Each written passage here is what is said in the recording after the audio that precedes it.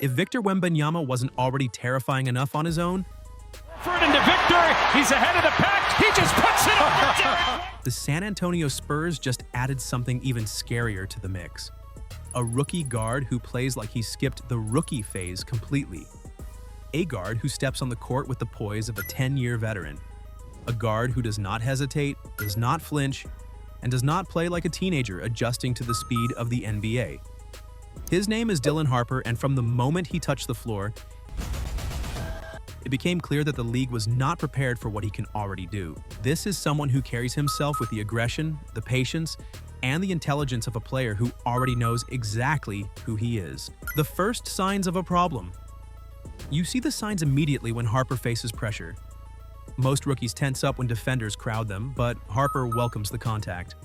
When a rookie defender pressed him full court, Harper simply changed gears, glided past, sliced inside with a smooth Euro step, and finished with his offhand like he had rehearsed it thousands of times. A tougher, more experienced defender tried the same thing, and Harper handled it the exact same way, turning the corner, protecting the ball, and softly flicking in a hook shot with perfect balance. None of these plays look forced. None look rushed. He plays as if the game is happening at the exact speed he chooses, and that level of control is incredibly rare for a rookie guard. Downhill domination. Where Harper becomes truly dangerous is when he gets downhill. That is where his game turns from impressive to frightening. Once he gains a step on his defender, his entire body becomes a puzzle that defenders cannot solve. He twists midair, absorbs bumps, extends around contact, and finishes with a soft touch that feels way too advanced for someone this early in his career. The smoothness, the hang time, the composure, none of it screams rookie. These traits are normally developed after years of studying NBA defenses, but Harper is arriving with them built, and watching him attack downhill almost feels like watching a young Shai Gilgeous-Alexander. Not because of raw explosiveness, but because of the manipulation, the hesitation, the ability to change speeds, and the confidence to get to the spot he wants no matter who stands in front of him. Harper isn't overpowering defenders, he's outsmarting them. A rookie among giants. Here's where things get even more surreal. Through the first stretch of the season, Harper ranks top 5 in the entire NBA in field goal attempts at the rim. Not among rookies. Not among guards. Among everyone. And the names beside him make the stat almost unbelievable. Giannis Antetokounmpo, Zion Williamson, Anthony Davis, Victor Wembanyama, and then a 19-year-old rookie point guard, 4 physical powerhouses whose games are built around punishing interior defense. Then Harper, a smooth, controlled guard who is getting to the rim as often as they are, that simply does not happen. And yet here he is, doing it every night. Why his shot chart isn't a flaw, it's a weapon. Some might see that 27 of his 32 shot attempts have come within 5 feet and assume that's a limitation. But the truth is the complete opposite. Harper can score from the mid-range. His free throw numbers and shooting form show he will grow into a reliable 3-point shooter. The reason he isn't taking jumpers is simple. No one can keep him away from the rim right now. When your best skill works, you don't abandon it. No one tells Giannis to stop attacking. No one tells Zion to settle for jumpers. Harper shouldn't either. His domination inside the paint is not a flaw, it is an identity. The Kornet connection.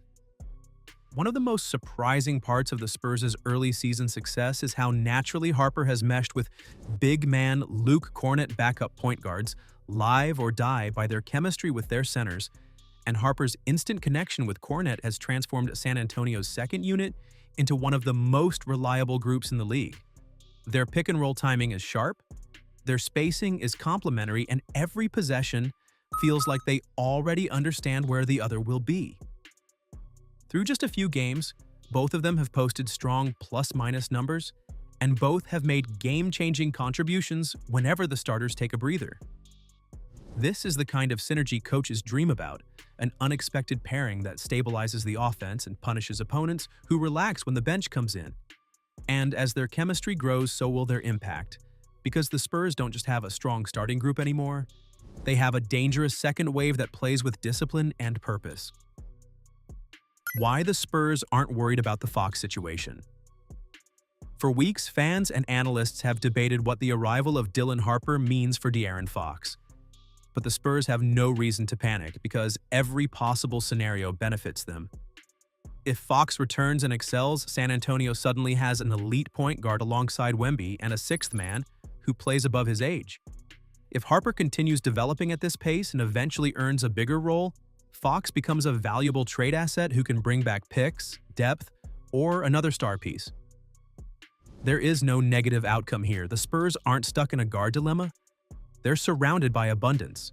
A young team with flexibility, balance, and options is a team positioned to win. And the presence of Fox doesn't block Harper. It protects him, gives him room to grow, and ensures the Spurs always have a capable floor general on the court. This isn't a conflict, it's a luxury. The ceiling that shouldn't be possible for a rookie Harper isn't a raw prospect. He isn't a wait-and-see project. He is producing now, impacting now, and forcing teams to game plan around him. Now his handle is calm. His instincts are ahead of schedule. His finishing is elite for his age. His decision-making is clean, sharp, and consistent. He gets to the rim at an extraordinary rate, not with brute force, but with manipulation, timing, and an understanding of how to hide his intentions. Guards his age aren't supposed to be this controlled. They're not supposed to break down defenses this easily. They're not supposed to be this composed in the paint. And they're definitely not supposed to be this reliable as both a scorer and playmaker. The scary thing is how much room he still has to grow. Once his jumper becomes more consistent, once he adds counters to his driving lanes, once he adjusts fully to NBA defensive coverages, he will be even more dangerous. This isn't the peak, it's the baseline. The Spurs are 3-0 for a reason. San Antonio's undefeated start isn't a fluke. It's the result of a team that suddenly has depth, creativity, and versatility at every position. Wembanyama is the clear superstar, the gravitational force that shifts defenses and dictates tempo. But Harper is the spark that gives their offense life. He keeps the second unit stable, he pressures the rim relentlessly, he creates easy looks for shooters, and he gives the Spurs another playmaker who doesn't waste possessions. Their roster now has balance. Their rotations have rhythm. And a team that was too young last season suddenly looks organized, confident, and far more dangerous than expected. The Spurs don't win these early games without Harper's contributions. He has been that important. If you want more deep dives into the Spurs' future, Dylan Harper's development, and everything happening around Wembanyama, make sure to subscribe.